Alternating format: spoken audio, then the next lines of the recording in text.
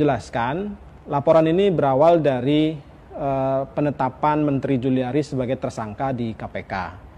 Dari situ kemudian kami mendapatkan bahan awal dari sejumlah pengusaha yang mengaku dimintai suap untuk menjadi pemasok atau vendor bansos di Kementerian Sosial.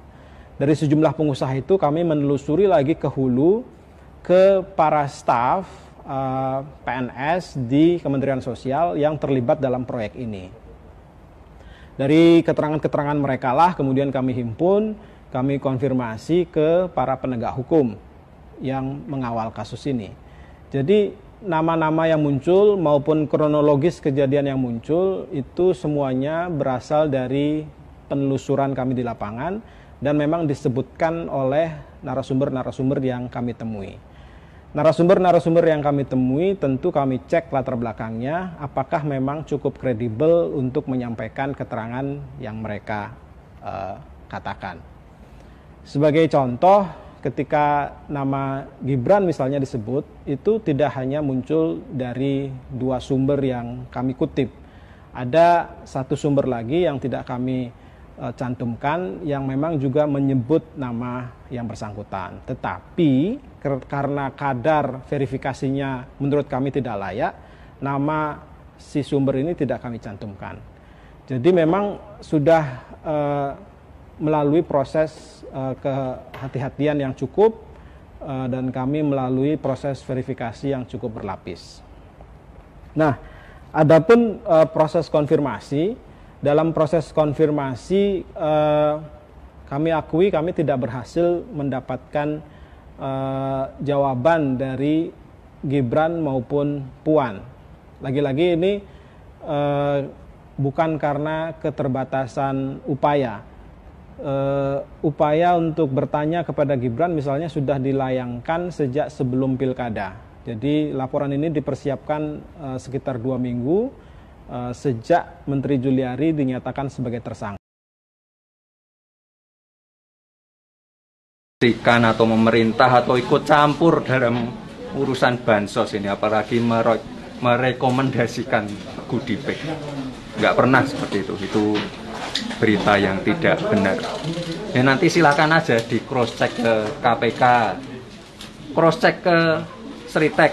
Kayaknya pihak Sritek juga sudah mengeluarkan statement. Jadi yaitu berita-berita yang tidak benar dan tidak bisa dibuktikan.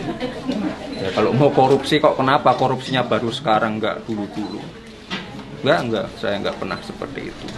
Kalau pengen proyek ya proyek yang lebih gede, PLN, Pertamina, jalan tol itu nilainya triliunan. Saya nggak pernah seperti itu, apalagi ikut-ikut campur seperti itu.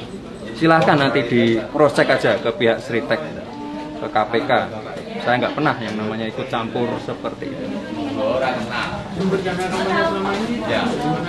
Loh, kan bisa dicek sendiri, bisa dicek semua. LHKPN, dana kampanye semuanya bisa dicek online. Silakan nanti cek ke Bu Roro. Kita nggak pernah ada yang namanya ditutup-tutupi. Bon?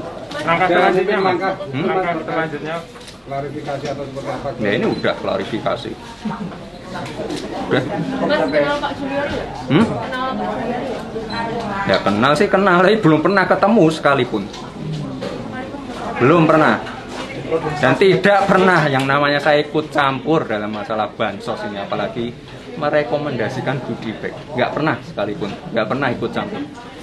Silakan nanti cek aja ke Sritek, cek ke KPK. Kalau ada buktinya sini, dibuktikan. Nggak ada yang seperti itu. Itu berita-berita yang tidak benar, nggak ada buktinya, sumbernya saya juga nggak tahu itu sumbernya dari mana. Silahkan itu nanti dibuktikan aja. Jadi saya nggak pernah yang namanya ikut-ikutan seperti itu. Karena menyebut nama Pak Lurah atau Bapak itu sudah ada komunikasi dengan Bapak? Sudah ada komunikasi dengan Bapak terkait ini? Ya nanti malam aja. Urusan-urusan kayak gini saya selesaikan sendiri. Udah nggak ada yang namanya seperti itu. Ada tagar tangkap anak Pak Lurah itu? Ya tangkap aja kalau salah. Tangkap aja kalau ada buktinya. Tapi saya tegaskan sekali lagi, Saya tidak pernah ikut-ikut.